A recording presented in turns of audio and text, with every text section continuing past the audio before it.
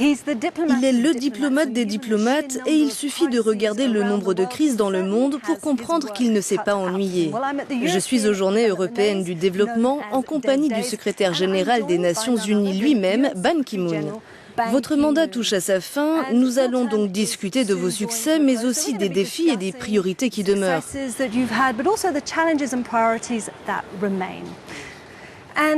Il semble que le monde soit dans un état de paralysie en ce moment, touché par des crises et des événements très différents. Diriez-vous que nous naviguons désormais dans des eaux inconnues?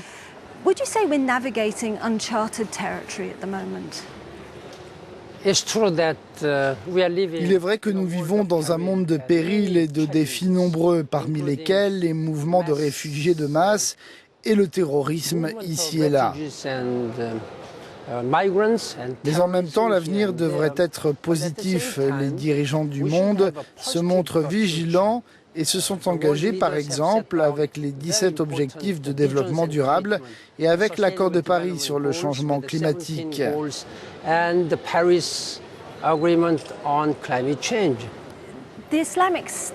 Le groupe État islamique semble ternir un peu cet optimisme. Est-ce que les Nations unies peuvent jouer un rôle pour lutter contre ce phénomène?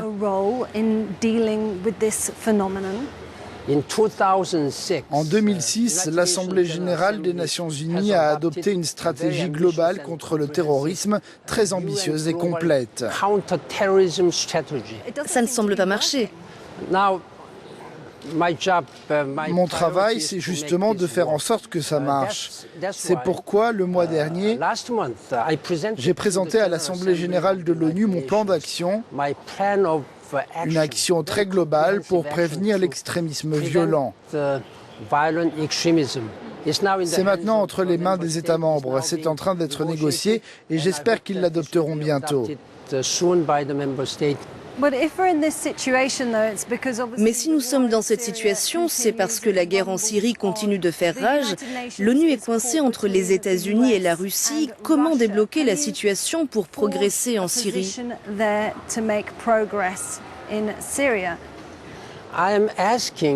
Je demande aux États-Unis et à la Russie, comme coprésident du groupe de soutien international à la Syrie, de faire bien plus. D'abord, il faut traiter tous ces problèmes à travers la négociation politique. Mais nous avons l'impression que le temps de la diplomatie est terminé. Si la diplomatie ne marche pas, qu'est-ce qu'il reste?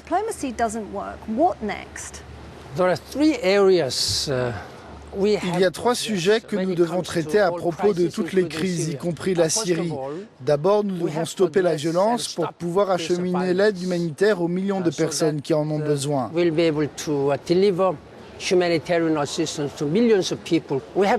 devons acheminer cette aide pour qu'ils survivent. En même temps, nous devons traiter tous ces problèmes à travers un dialogue politique inclusif.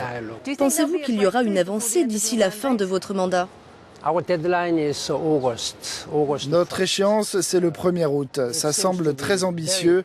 Il nous reste moins de 2 mois. Nous devons faire tous les efforts nécessaires et prendre toutes les initiatives possibles.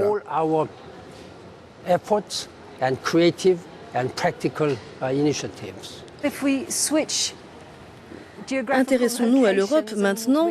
Nous voyons qu'elle est déchirée par de multiples crises. Si elle continue comme ça, quel peut être son avenir?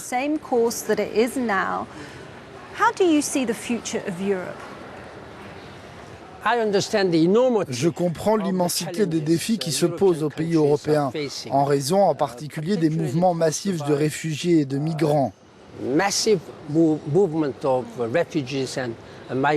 Il semble y avoir un problème dû à l'ampleur du phénomène qui se compte en dizaines ou centaines de milliers de personnes. Mais c'est une question de solidarité globale et de compassion. Ce qui semble manquer aujourd'hui.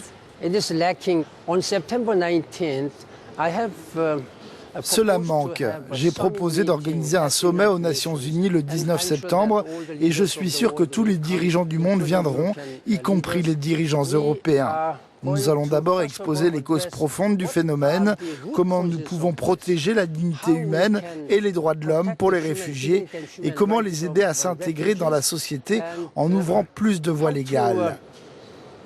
have them integrate into the society by opening up more legal pathways.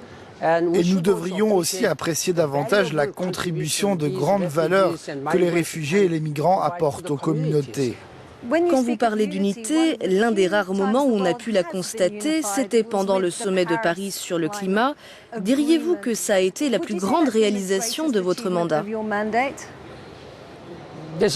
C'est de toute évidence l'un des moments dont je suis le plus fier, où j'ai pu mettre vraiment à profit mon énergie et ma passion pour décrocher cet accord.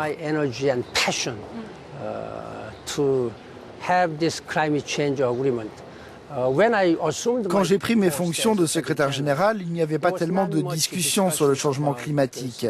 Certains dans mon entourage à l'ONU m'ont dit que c'était trop compliqué, trop risqué politiquement.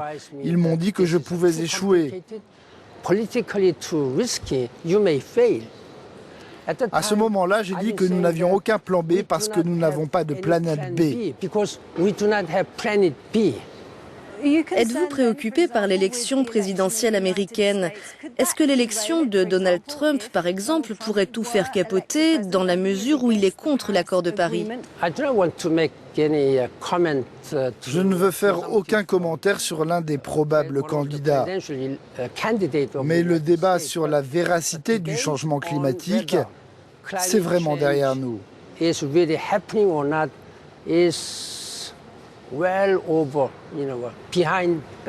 Mais est-ce que l'accord pourrait capoter?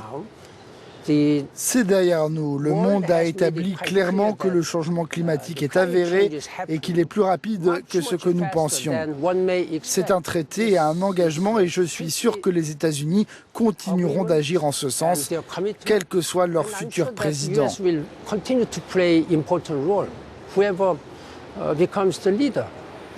Pour finir, comment est-ce que vous évalueriez votre mandat? Pensez-vous avoir été un bon secrétaire général? Ce sont les historiens et le monde qui jugeront. Mais je peux dire que j'ai mis toute mon énergie et ma passion pour travailler avec les États membres afin de rendre ce monde meilleur en termes de développement durable, de changement climatique, d'émancipation de la communauté LGBT et de la jeunesse. J'ai essayé d'être la voix des sans-voix et le défenseur des gens sans défense à travers le monde. Secretary General, many thanks for your time. Thank you very much. Thank you. All the best to you. Thank you.